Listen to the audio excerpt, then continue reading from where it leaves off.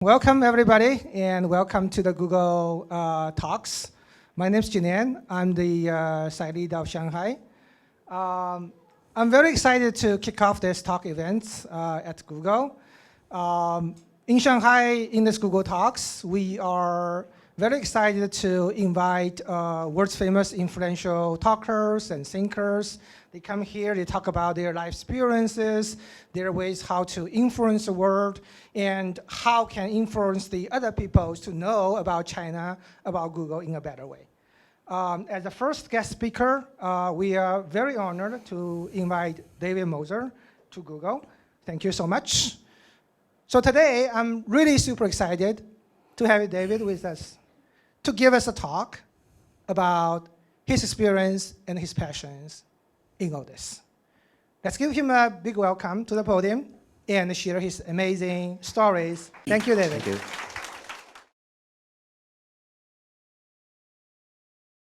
Thanks to Google for inviting me. I'm very pleased and honored to be here, especially since it's Shanghai, which is the city where China first encountered jazz in the 1920s and 30s.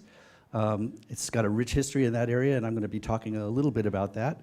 I'm a Beijinger. I lived in Beijing a long time, and I used to think Beijing was the center of the Chinese universe, but I'm more and more thinking Shanghai has a... Shanghai 还有两下子. It's okay. So, but especially with jazz, and that's what I'm here to talk about today. So, yes, I've been in China a long time. I started out, though, in a completely different career. We Americans kind of go back and forth between different careers, a little bit less dedicated than Chinese students in that fashion. But I started out as a music major. I was playing trumpet, guitar, and composing music, and I have a degree in it. And I worked for many years in Boston, playing music, teaching music, recording music, and on trumpet mostly. And I found it very tiring. It didn't make much money. I was always right on the edge of paying my rent. And so I said, I should go into something that will make much more money. So I chose Chinese linguistics.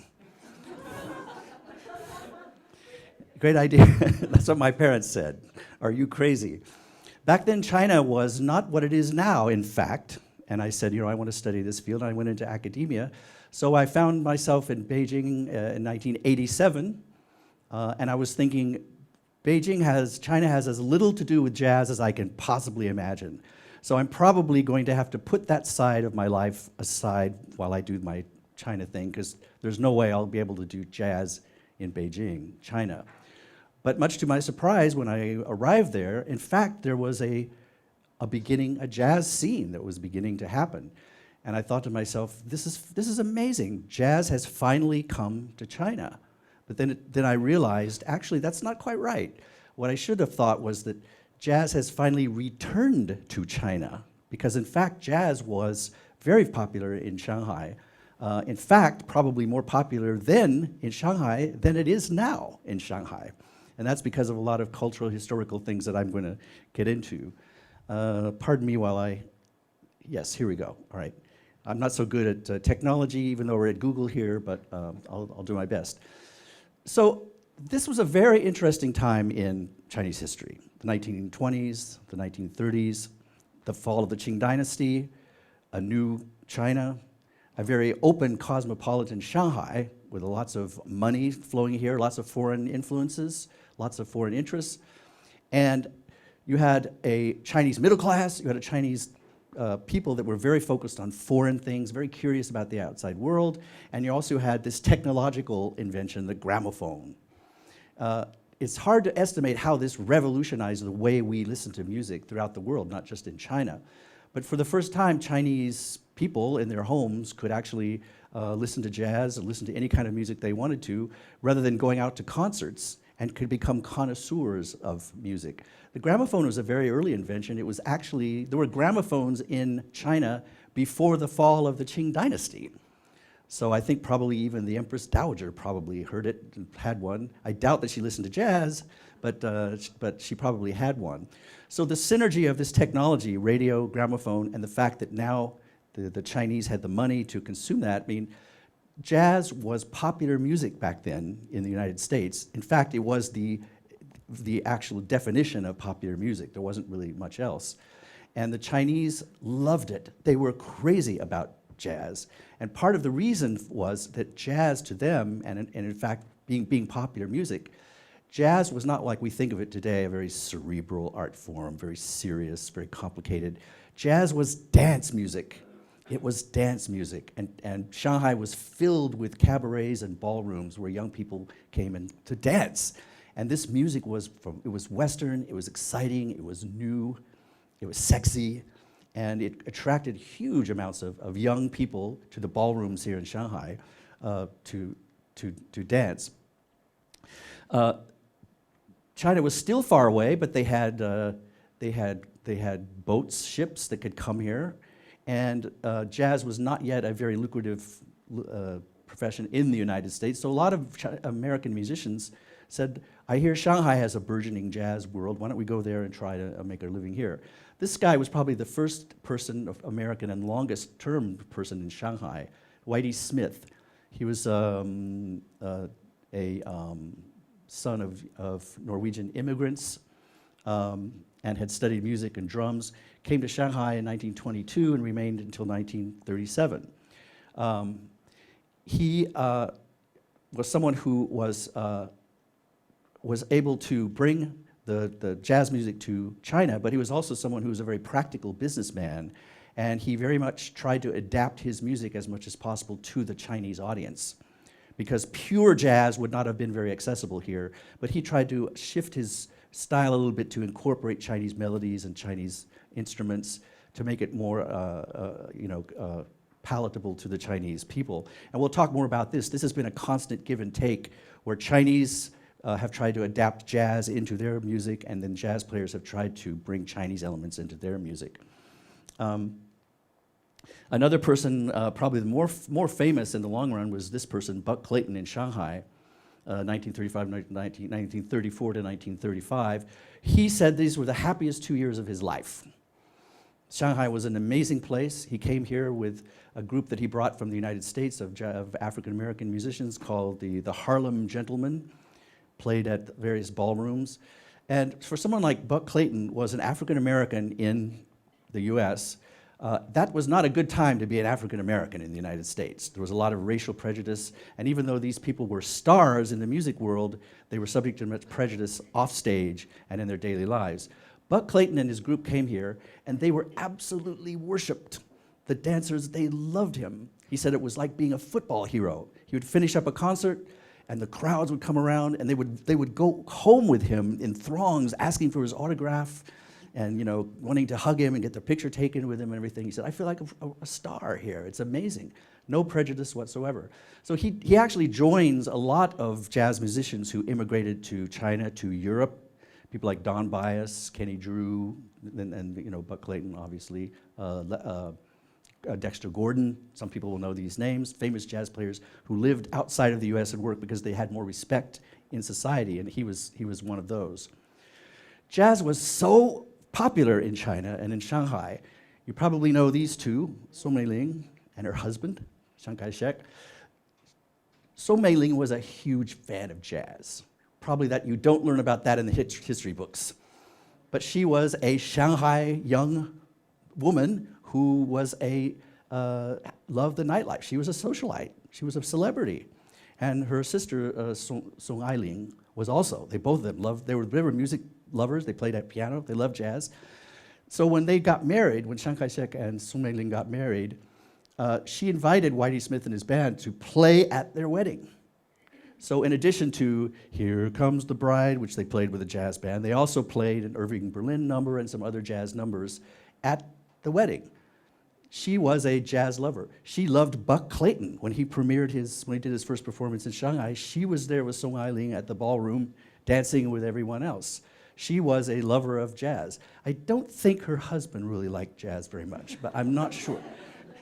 He doesn't look like a jazz fan to me, but it could be. But you never know, right? Okay, let me skip ahead a little bit here. When I first came to China, 1987, then a few years after that, was when the jazz scene really got opening up. This was my first real experience with Chinese jazz, and I want to recount it a little bit. This was at a bistro in Beijing called Maxime's. Now, Maxime's was the brainchild of the famous clothing designer Pierre Cardin.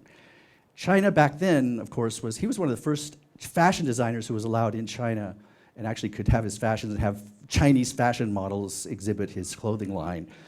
But he was very proud of, he had two bistros actually. This was not the main one that I went to, but it was Maxime's. He famously remarked, if I can establish a Maxime's in Beijing, I can put one on the moon.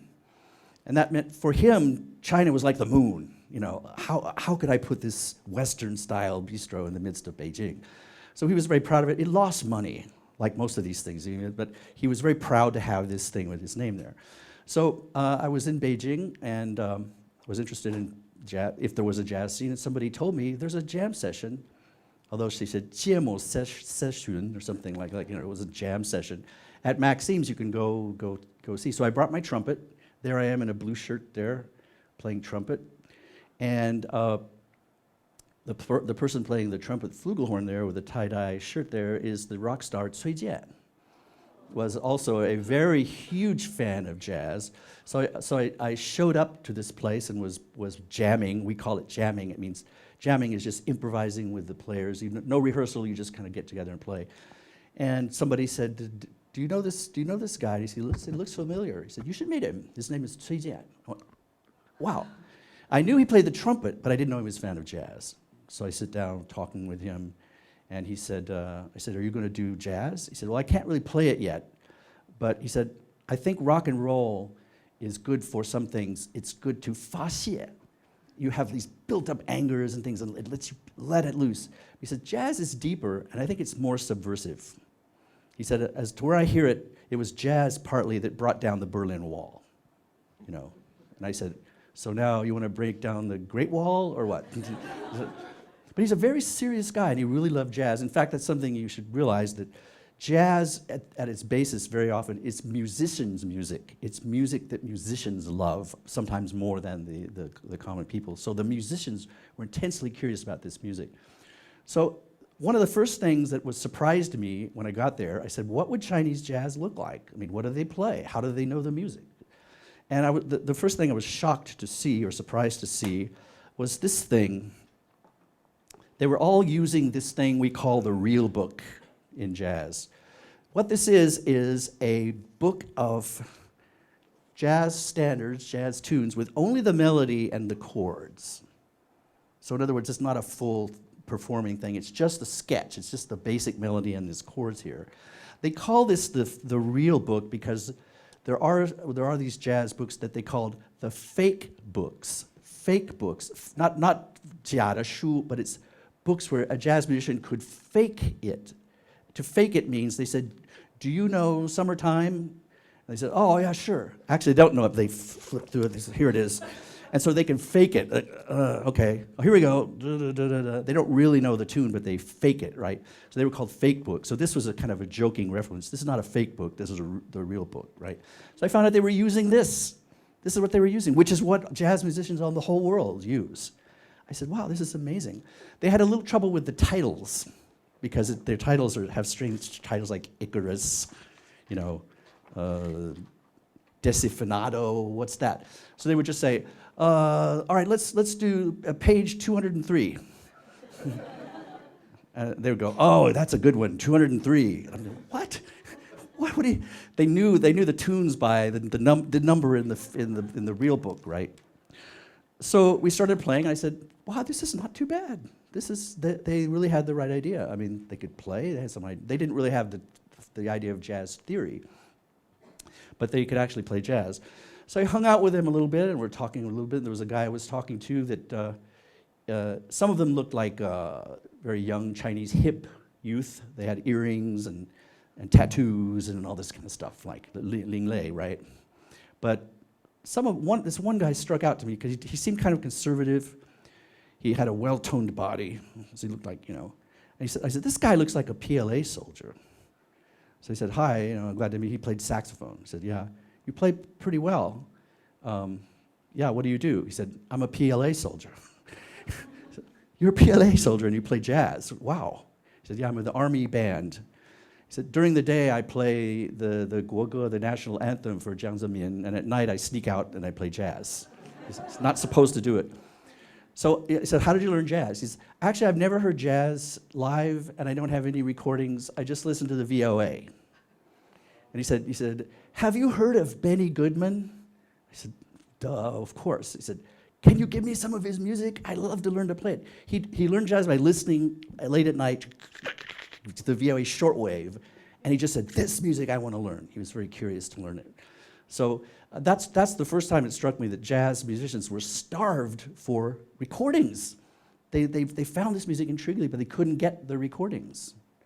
So this is a kind of an irony that here I was in Beijing, these people were really interested in jazz, but they couldn't really have access, they couldn't hear it. And this is an irony, actually, if you think about it. When jazz first came to Shanghai in the 1920s and 30s, the Chinese people, the Shanghai people, they liked jazz and they had access to it. There were gramophones, there were records, they could buy it. They could also go out to the clubs or the cabarets and hear people like Buck Clayton playing real jazz. So ironically, in 1920 and 30, the Shanghai people liked jazz and they could actually access it and hear it and get in touch with it. In the 1990s, they loved jazz and the players loved jazz, but they couldn't find it. They couldn't get it. Even though it was almost like half a century later, they actually had trouble getting the actual, to hear the music. A foreigner like me would come with some cassette tapes, DVDs, and they'd, can I borrow these? And then they were taken off and immediately copied about 800,000 times. And of course, the jazz musicians would very often, they would get a CD or a jazz something, and they would hoard it.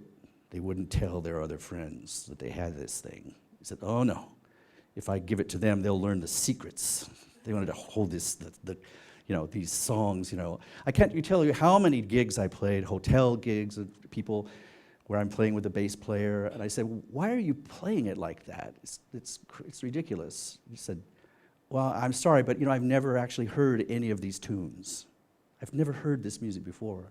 It's incredible. You're a performing musician playing jazz and you've never heard jazz. He says, I only hear what's in this real book, and we just play it and we like it, but I've never actually heard it. So one of my tasks as I was living in Beijing was every time I would go back to the States, I would come back with stacks and stacks of CDs. And back then they didn't really have CDs. They had cassette tapes, right? So later on, when they did have CDs, a sort of interesting thing happened here. You may have heard this, something called the dako. Now, what this is, people were starving for real jazz. You could find CDs, but you could seldom find jazz because there was no market. China didn't have a market. Nobody knew. They would order some CDs and they'd put it in foreign hotels. And what was it? It was mostly Richard Clayton, Kenny G, Michael Jackson. That's about it, right? They just said, what's this stuff, jazz? So foreigners, Chinese, they couldn't get a hold of jazz CDs. That was a problem, and which they really wanted. But at this time, there was this thing called, in Chinese, it was called dako. Now, what are these things, actually? What these were CDs that in the United States were no longer marketable. They didn't sell. So you have this, the CD doesn't sell. They put it on a remainder bin for like $1, and then nobody buys it, and then it's 50 cents, and nobody buys it, and they say, okay, this is not worth it. We take all of these CDs and ship them to China as raw material to melt down and recycle. So in other words, we just sell it by the ton, shiploads of these CDs, and they break it all apart and they melt it down and recycle it. Well, some smart entrepreneur got the idea, and they had some really smart entrepreneurs back then. They said, these things are worth money. I could sell these on the black market in Beijing for 5 kwai, 10 kwai, 20 kwai a CD. And the reason was, when they shipped these overseas, they would purposely mutilate the CD like this to cut a hole in it, like with a buzzsaw, zzz, so that it could not be sold retail. Because otherwise, so it's mutilated, that's nobody's going to buy it, right? But they didn't count on one thing. A CD plays the music, or reads the music from the inside out. So that means on a CD like this, there's 12 songs on this CD. The first 1, 2, 3, 4, 5, 6, 7, 8, 9, 10, 11 songs you can play and listen to perfectly well. It's a perfectly good, pristine CD. You get to the 12th one and it explodes, but you could, and some cuts were more than others. Some cuts had a crack, right? So these dealers would have different kinds of dako, like now like a funlei garbage, right? Garbage. There were funlei, CDs. This is one that only has a tiny nick. Sometimes it would only have a teeny tiny nick, and it was actually a perfectly playable CD. There's nothing wrong with it. Others had a cut that went half the way. There's only 2 songs, so they would have these different things. And this is only 1 kwai, 10 kwai, 20 kwai, 30 kwai. So you cannot imagine how this revolutionized the music world, and not just jazz. Suddenly musicians, jazz musicians, and rock musicians, and alternative punk musicians, heavy metal, they suddenly had access to the world of music that they could take home and consume and really hear this music for the first time. And this more than anything else, more than me coming, foreigners coming, more than anything else, this raised the level of musicianship of Chinese musicians in China, jazz musicians, because for the first time they could hear it. They could hear not only one album or one CD by Stan Getz, they could buy 100 of them and get a sense of what the whole thing was all about. It was astounding. The same things with rock and roll. A lot of the people of the later groups will tell you that the Dako period was a period for them of just intense exploration, and they could get their hands on all these things. It was really quite incredible. Only in China. I guarantee you this did not happen elsewhere in the world. All right, so here I was in Beijing, and I'm trying to teach. One of the things that I'm doing, I was a trumpet player, and trumpet player, if you don't play trumpet every day, you slowly begin to lose it. It's like running. If you run 2 kilometers a day, or 3 kilometers, if you don't do it every day, then the next week you can't run that far. So trumpet's the same way. But I found out that playing trumpet, they didn't really need trumpet players or saxophone players. They needed piano and guitar. They needed chords, because jazz theory, jazz chords are very... So I started playing piano. I never played piano. I just picked it up, learned it. I could do the chords. I knew theory.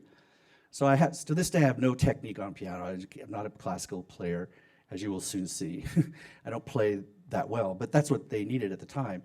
But I found myself in a teacher role very often, because they said, how do you play this? Where does this come from? How does this work? So I was explaining a lot. So here are some things, cultural differences, musical differences that I found that was a definite setback, that was hard to teach people of that generation who had never heard the music before. And one of these things was this notion of swing. I don't know if you know what that is, but it's the very distinctive jazz rhythm that has this wonderful danceable kind of sort of energy to it, and it's basically easy to understand. Jazz tunes are written like this, with straight eighths or straight 8th notes or quarter notes, but when you actually play it, those 8th notes are actually what we call triplets. So instead of playing da da da da da da da da, it becomes da da da da da da da da. So each of those 8th notes, you're hearing a triplet feeling to it. It's like 1 2 3 1 2 3 1 2 3 d d 1 2 3. That's that feeling that you get, right? Now that's a very interesting rhythm, because it tends to put the accent on the last note rather than the first one. It's like da da da da. It's da da da da da da da. So it's hard to explain. If you've listened to jazz, you probably have the sense of it. Wynton Marsalis says, that's the core of jazz, is that swing feel that makes it so addicting. So what it does is the emphasis is on what we call the offbeat. So if it's 1 2 3 4, all the accents, the strong accents are not on that strong beat, they're on an offbeat. So da da da da da da, the accents are all there. So that's what gives it its feeling. Da. So da da da da da da da da da da da da da da da da da da. It's on this offbeat that each time it happens, it kind of throws you off. It has an emotional reaction that you're always feeling like, a little bit off center, a little bit off place. And that's the beginning of dance. You feel like, oh, and pretty soon you just start, it's like a natural thing. You start dancing, even if you don't know what you're doing, you just feel like you want to dance. And that's why this dance music was so infectious. So it's very easy to teach the musicians this. Here's what it is to teach this, right? But you have to internalize. It has to be something that you feel in your gut. It can't be something you're thinking, 1, 2, 3, 1, 2, 3, 1, 2, 3, 1, 2, 3, 1, 2, 3, because it's okay if it had a slow tempo. Da, da, da, da, da, da, da. So if it's like, then you can 1, 2, 3, 1, 2, 3, 1, 2, 3, 1, 2, 3, 1, 2, 3, 1, 2, 3. So that the tempo is fine, right? But what if the tempo starts getting up to those fast tempos that jazz loves, right? So now you got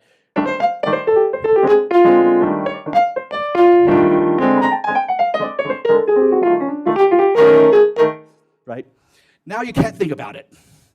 It's too fast. You can't be thinking, your head will explode, right? What you've got to feel it like Wynton Marsalis. You've got to feel it in your gut. It's like, like that. And I always say, you can tell when a student has the jazz feel by just looking at their stomach. I just look at a kid's stomach.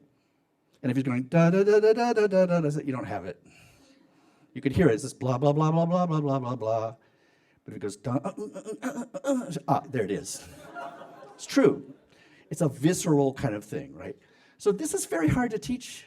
This is very hard to teach students in music. I could go into detail here if we're not all musicians, I know, but this is very, very hard to teach people.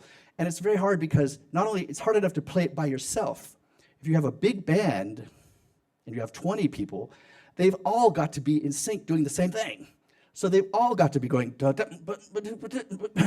and if one of them is not doing it, the whole thing becomes like Joe, it's just like flat. It's just like, it doesn't work. The other challenge is something that's not culturally Chinese, but also something, Chinese people love this, but it's still something you have to learn. You know what the blues is, right? Blues. So every Chinese guitarist learns the blues scale. Why? Because the blues, it's a very old form from the 1910s, 20s, 30s. Again, an African-American invention, which they played. It has a certain kinds of chords associated with it and stylistic things. The blues is the core of jazz in terms of style. Every jazz player will tell you that. Wynton Marsalis will tell you that. You have to be able to play the blues, feel the blues, and have heard the blues, because jazz and blues are just like this. Blues kind of gave rise to jazz, and jazz borrows from blues. But the blues are not in the ears of most Chinese people. It wasn't at that time. By the way, the blues is also at the heart of rock and roll, and rap, and soul, and everything. Everything that's African-American, invented by the African-Americans, which is basically all of American popular music, has the blues at its core. And it's so much of a part of their core that Americans, usually growing up, if they have any musical talent at all, can just naturally sing blues. They can naturally feel it. And the blues, partly it's a scale. That's the blues scale. The blues scale is basically a very Chinese thing, because the Chinese has the Wu Sheng Yinjia, the pentatonic scale. Most of the traditional Chinese music is just those 5 notes. The blues scale just adds 1 note to that.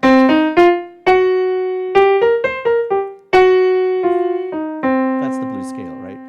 The problem is trying to get players to learn how to use those notes, because those notes bend in a certain way that gives the emotion and power to the feeling. I can't do it. I'm not a singer. I'm a terrible singer. But I can give you the basic idea. Those notes, why do they call them blue notes? Because they're the notes that hurt. The notes that bring you tension. It's like, you know, my baby left me, my baby, It's that, it's right, 小调和大调之间那个 Rock players do that instinctively, right? Instinct. But those notes, those are the beautiful notes that bring the pain and the joy and the emotional center to that. And teaching Chinese sax players is something, you've got to dig into those notes. That's where the meaning of the music is in those notes. They say, what are you talking about? They don't quite get it. I want to play a tune for you that's actually has just, this is a jazz standard, but it has that blues scale in it. And you can hear how, this is a jazz standard, but you can hear it's actually a kind of a blues. It's called Angel Eyes, and it does use the scale.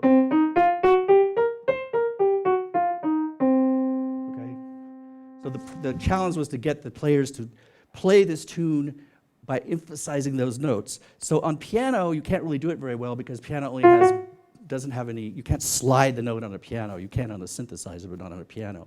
So pianos do it like this. You have to get those two notes, they go.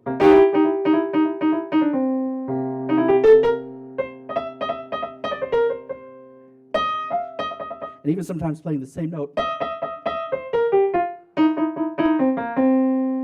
We have to do it on piano, right? But saxophone players can play it, between the guitar players can do it.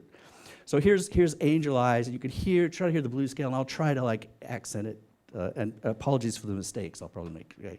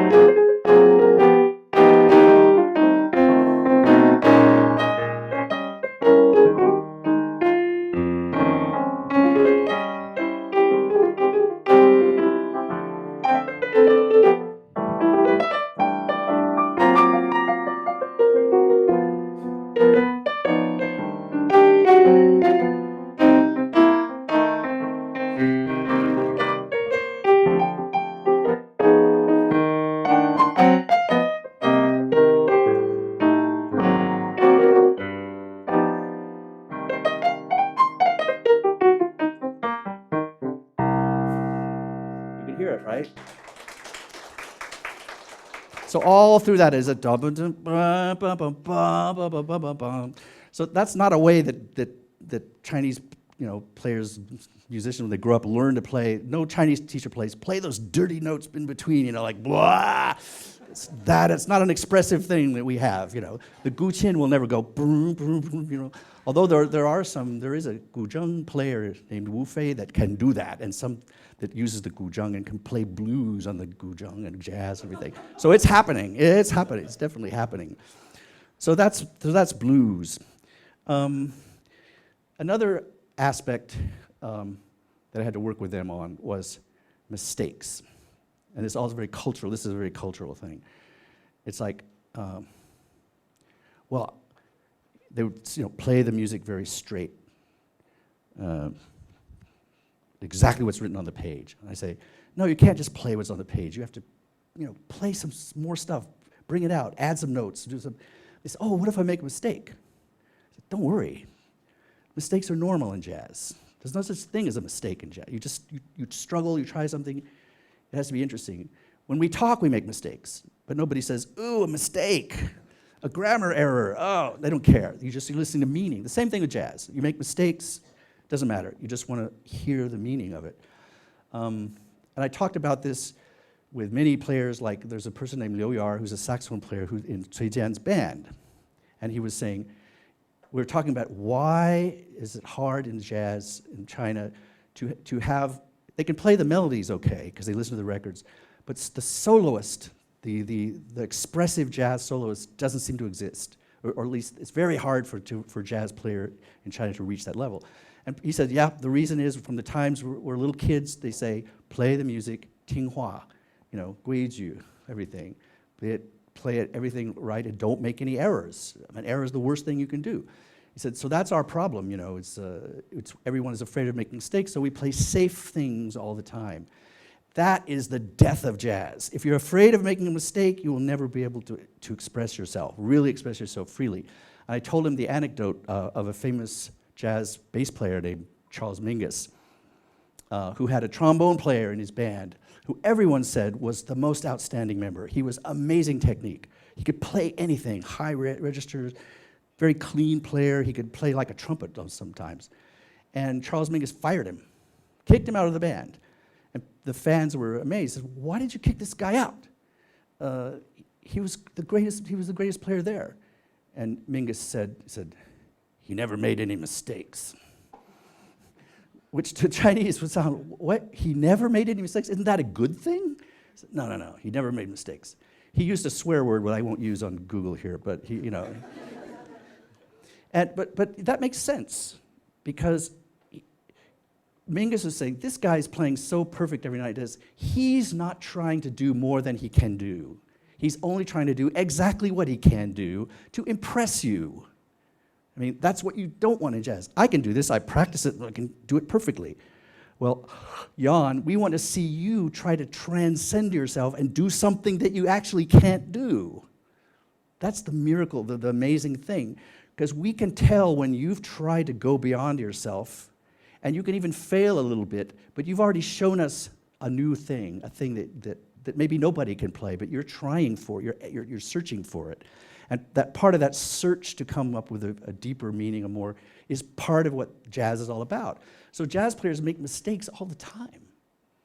They have bad intonation, because they're struggling with the instrument to do something more.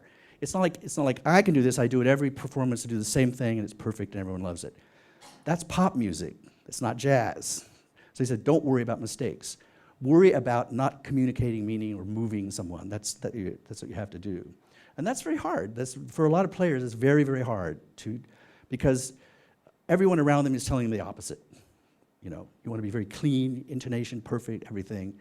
And no, jazz requires something else. Let me mention a little bit about Miles Davis.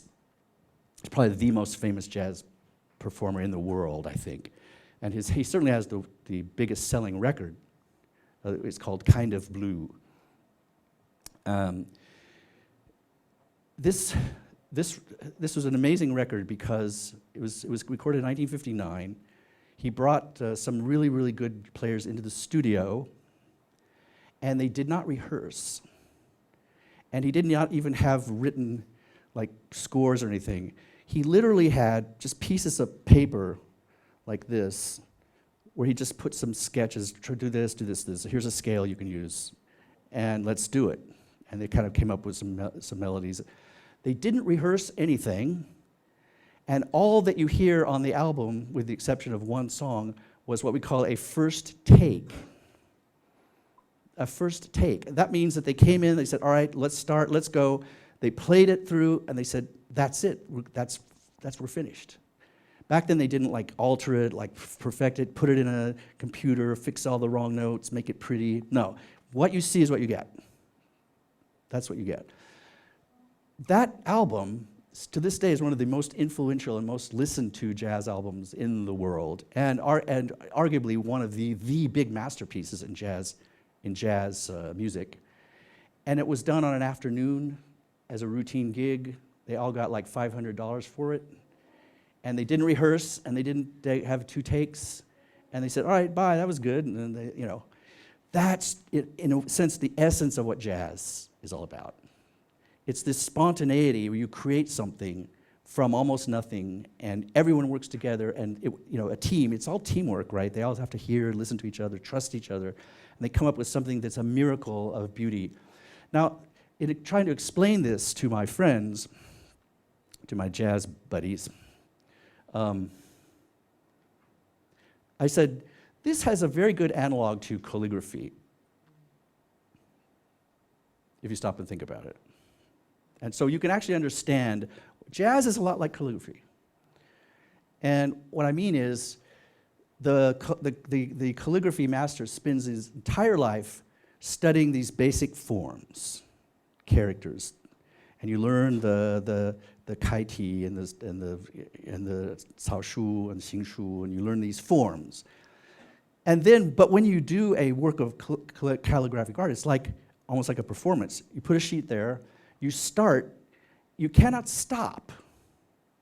You cannot stop in the middle, and you can't go back and erase something and start again, or fix, oh, this doesn't work, and erase it and make it a little bit better. You can't tinker, you just have to start, and in one fell swoop, you have to do the whole thing to the very end, and it is what it is. It may have a few flaws, it may have things here, but it is what it is. And it's a reflection of that moment in time, and it reflects the Shufajia, this calligrapher's, his mental state, the emotional state, the context, the paper, the pen, whatever. And it's like a record of time. And all of his life training went into this moment, this brief moment, and it's done, and it's through. And all you can do is walk away from it. You can't go back and revise it. So that's exactly like the jazz player. They spend their whole lives learning these tunes, these songs, and the chord changes, learning them. And then when they go into the studio or they play, they start to play. You can't stop. You can't, well, I made a mistake. Let's go back. You can't. You just have to keep going. If you make a mistake, you've got to figure out how to get out of it. And if you're lucky, you can get from beginning to end, and it's something magic, like kind of blue. If you're unlucky, it's just total crap. A famous pianist, Keith Jarrett, said, in no other form of music is the ratio of good to bad so bad as it is in jazz. As success failure. The ratio of success to failure in jazz is terrible. If you do a rock song, you do it the same way. The Rolling Stones have done, I Can't Get No Satisfaction 3 trillion times, and every performance is great because it's just the same thing every time. Jazz players, probably most of what they do doesn't really work. It fails, even by their own standards. This doesn't work too well, because it's always trying to transcend yourself, do something. Miles Davis is a good example. As he went through his career, he started to sound less and less like a trumpet player. I mean, at the end, he almost sounded like he had just picked up the trumpet a few days ago and couldn't really play anything. I mean, you listen to later stuff, and it really sounds like, what is this guy doing? He threw away all of his technique. He said, I just want to play what I'm feeling and just going with the moment, with playing by ear, what my ear hears, instead of playing what my fingers already practiced before. So he plays all kinds of stuff and makes terrible mistakes. I mean, just notes that just don't work. But it's beautiful to listen to it because he's really trying to get a direct access into that creativity without any sort of past history or anything. So this is all very Chinese. I mean, there's a lot of Miles Davis aesthetic that fits in very well with Chinese culture. For example, Miles talked like this because he was in a brawl once. He was punched in the throat and his vocal cords were damaged. So Miles Davis talked like this all the time. He couldn't really talk loud, man. He just talked like this, right? So Miles would tell his like he would see them practicing, and he would say, "Practice on stage." He said, "I don't pay you to practice off stage. Practice on stage." It's like, don't practice. Get on stage and practice, which is an odd thing to say, right? The other thing that I love is he said about the music. He said, "Don't play what's there. Play what isn't there." I said, wow, if that's not Taoism, what is? Play what isn't there. Zhuangzi would be going, yeah, Miles.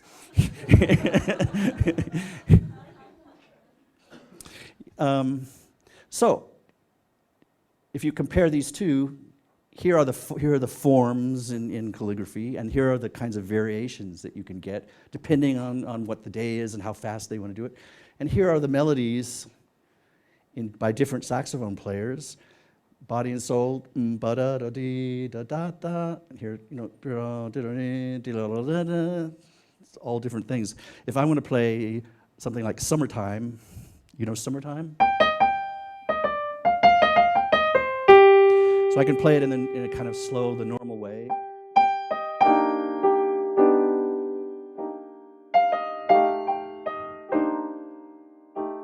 Just play it, simple way. If I'm going to swing it, add this swing feel, I can't play it like that. I've got to alter it. So it's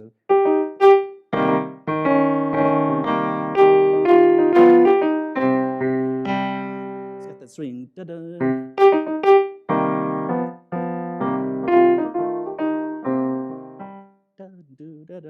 If I want to play it like funk or something, got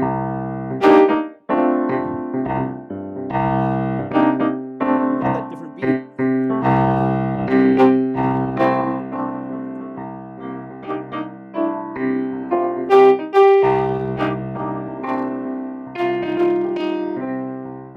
It's got the dun, dun, dun, it's like a rock beat or something like that, right? So each context, you have to play the melody. This is kind of an interesting thing. The jazz melody, there doesn't exist a correct way, like an original score. You say, what's the tune to Beethoven's Ninth Symphony? Here it is. Da da da dee dee da da da do do dee dee dee da da. There it is. Everyone plays it. There's no such thing for a jazz tune, for body and soul. There isn't like one version, here's the correct version, and everything else is a variation. It's all variation. There was never originally a correct, there's a one that you could print in the sheet music, right? But that's not body and soul. Nobody plays it. I also like that I choose the word body and soul because it's like the way you play it, that's like the body. But the actual tune is like a soul. It's just out there. It doesn't yet have a form yet. The soul is like the idea of the tune, or right? It doesn't exist yet in real form. You have to give it a body. And as soon as you play it, you give it a body. Okay? Okay, so those are some of my challenges and successes. I'm happy to say that most of the people I know, there's a lot of young musicians. It's no longer the case that Chinese young jazz musicians don't know these things and can't do these things. We have young players here in Shanghai and in Beijing and elsewhere who are absolutely incredible players. Why? Because they unlike these other players that didn't hear jazz until they were 30 years old, these people grew up hearing it when they were 5 and 6 and 7 years old. It's in their ears, it's part of their language. They speak it fluently. It's like a native speaker. They grew up hearing jazz and they can speak it really well. So it's really, really great to see that. I'm gonna conclude with a tune that our RQ orchestra, jazz orchestra plays. And it's called Shui Chi, and it's on our album, which you can get online. So this is a tune that we play. It's one of our jazz tunes. It's actually kind of a bossa nova. And I'll end with this.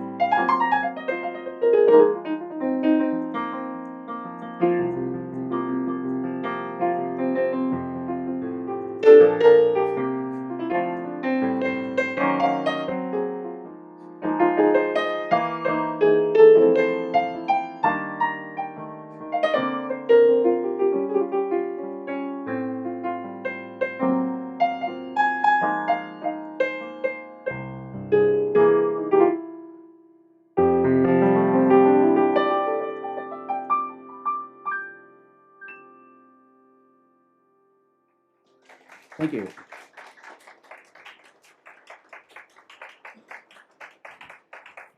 Thank you. Thank you very much. Thank you. Thank you for this very inspirational talk. My understanding is in jazz, you actually learn some forms like the Zang chords and the swing rhythms, and then you listen to a lot of musicians play, and then you try to improvise. So this is very similar to machine learning, where we actually teach a computer program, right? Yeah, so the way we do is like we train computer programs using a lot of data, and hopefully they can deliver, learn some patterns, and then they can solve some new problems.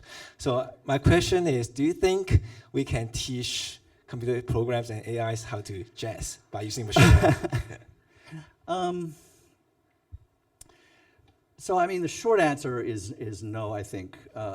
But we used to say the same thing about chess. We used to say the same thing about Go, Weiqi. We used to say the same thing about translation. You know, I think what you could do is by using, if you had like a massive data set, like suppose you had all the versions of Body and Soul, like I put up there, like not just those 5, but like 10 million different ways of playing Body and Soul, right? And then you could program all that in, and then you could like, you could tweak it, so I want to sound like this saxophone player, I want to sound like this saxophone player.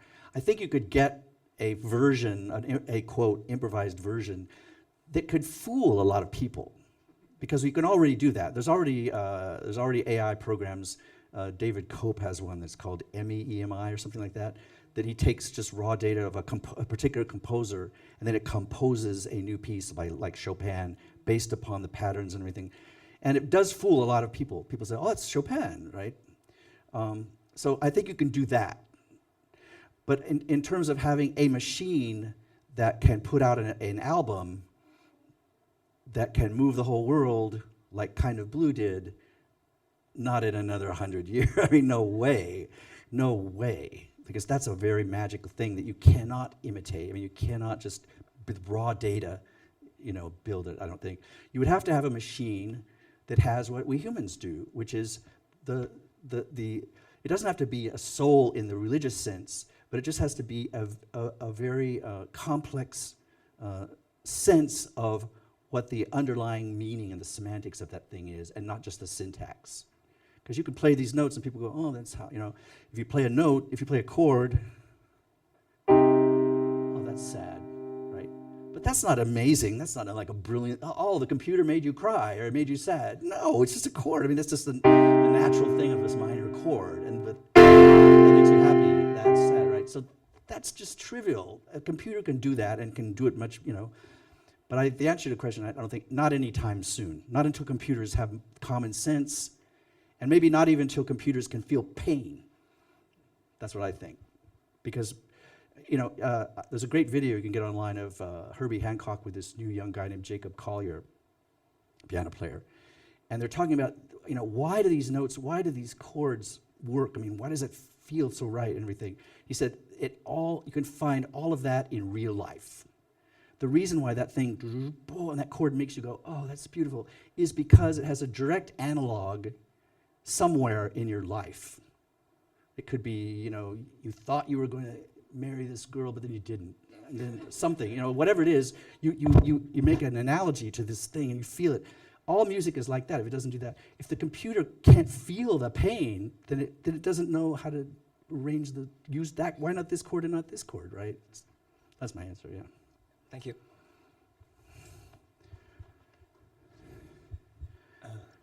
Thank you so much, David, for sharing. It is really appreciated to share from a American, also Beijinger's perspective about perspective about the development of jazz in China, and really heart reassuring for a jazz fan here, because it's not a lot of this kind of topic will be bring up.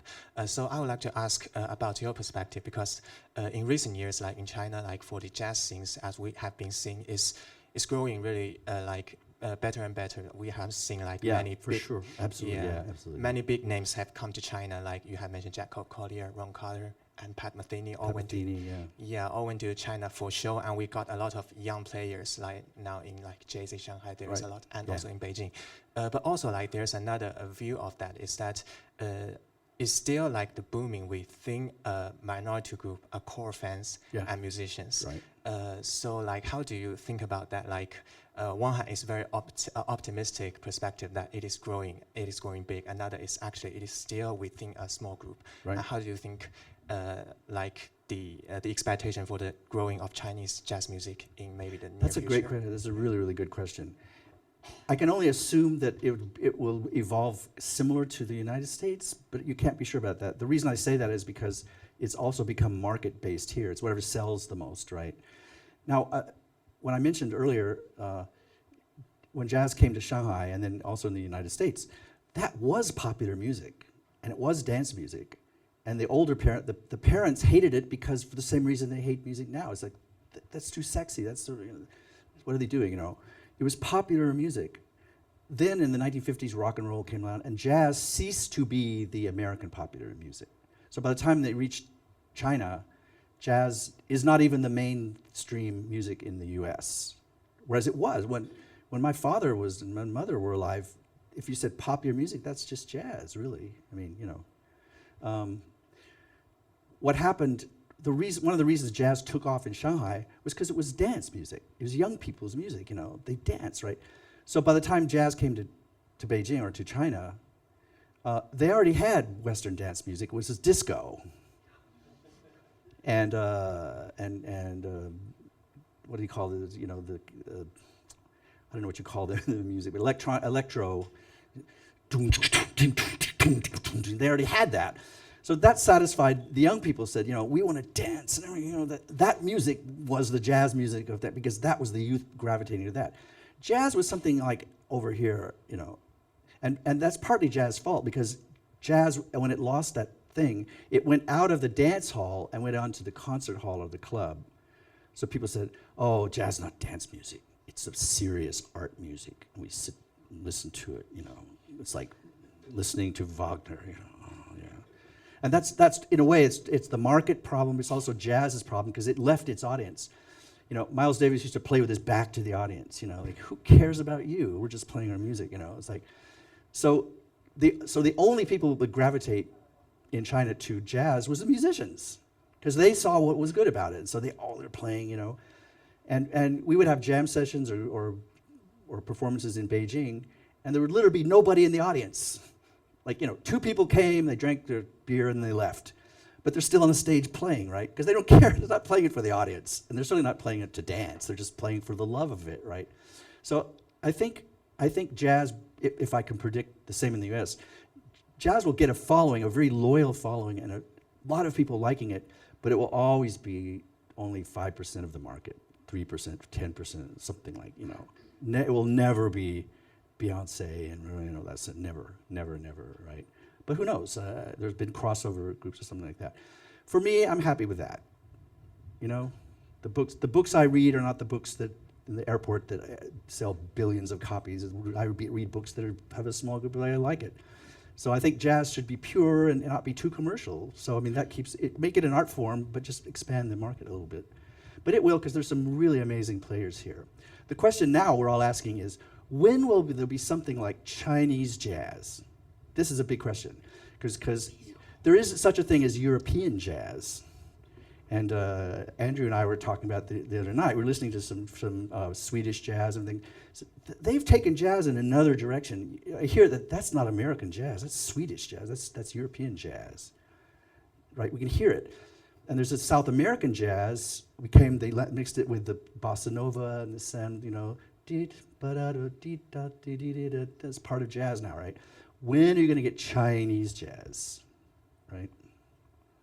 That's when we've tried that a lot. I took the tune Kangding Qingge, right? And we did it like jazz.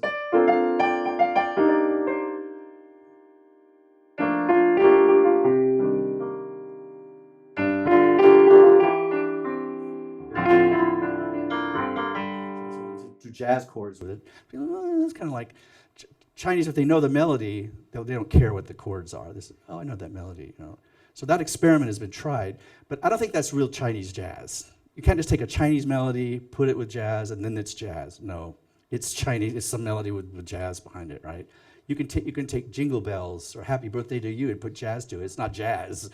It's just Happy Birthday with jazz underneath it, right? So you need to find something that's like, oh, that's really Chinese. There's something there. And that hasn't happened yet, I don't think.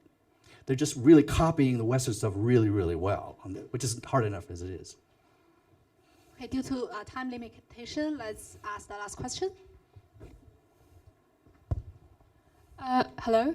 Hi, Mr. Moser. Really nice talk. A lot of jazz topics. My last question is not really about jazz. Okay. I'm a big fan of your 小品和相声. Well, I believe like great poetry, great stand-up comedy is a language distilled to its most potent form. Do you have any tips for us to be instantly more charming by evolving our sense of humor? You people, right? Yeah, us. That's actually a very good question. I think it's a very good question, yeah. I don't think you need to go to xiangsheng for it, but, well, there's two things I will answer you. One simple answer is humor has, I think the basis of humor is, the first thing it is, you have to be willing to make fun of yourself. That has to start there. Because if you're always like finding, 讽刺别人, it's not quite, it has to include you, and that's why a lot of you find the most famous or successful stand-up comedians in the United States they often get on stage and they start talking about their own faults, They're saying, I'm a terrible husband, and they go on about how they're awful a husband they are, And I think if you do that, then that causes humor to just happen. If you make a funny thing, oh, I'm such an idiot, then people laugh and now it relieves it. If they think, oh, 他有这个面子，我得考虑他的面子, then humor cannot happen. When 面子 is there, no humor. It can never be, right? So they have to like make fun of yourself. But then the other thing is, humor is and creativity are like that. So I know most of the humorous people I know are also creative. Not all the creative people I know are humorous necessarily, but all the humorous people I know are creative in some way. Because humor involves finding unexpected little connections in daily life, or even just a 双关语, right? You found, oh, this sounds like this, and so I put them together and say that, right? So I think if you want to like study creativity, you could start with humor, because it's like the surprise of humor. They say all of humor can be reduced to just one thing, which is surprise. That's why babies laugh, even though they don't know anything, because they're surprised. So you hide the ball or something, and then suddenly, and the baby goes, it's a surprise, right? The same thing with in xiangsheng, we call it a baofu, you dole the baofu, right? The audience doesn't quite know what you're talking about, then you dole this baofu, surprise. The xiangsheng they're well aware of this. They have a saying in xiangsheng is, 在意料之外，在情理之中. So it has to be unexpected, but oh, of course, right? Something like that. So the example is, joke like, there's a 老板, at the desk or something, and his secretary comes in, and she's beautiful. And the Daobai is like 50 years old, and she's like 20. And she goes out of the room and says, oh, I wish I could be 20 again, And suddenly, he becomes 20 years old. And she's real happy, Wow, I'm 20 years old. Maybe I could actually like seduce this secretary, So he calls the secretary in again. The secretary's a little 1-year-old girl, right? So 意料之外，情理之中, right? You say, oh, well, of course, if you're 20 years younger, she is too, you idiot. Right? So that's creativity. This like you're seeing something in a way you didn't see it, right? So that was my simple answer. But humor is always good. Humor is always good. Thank you. Thank you so much.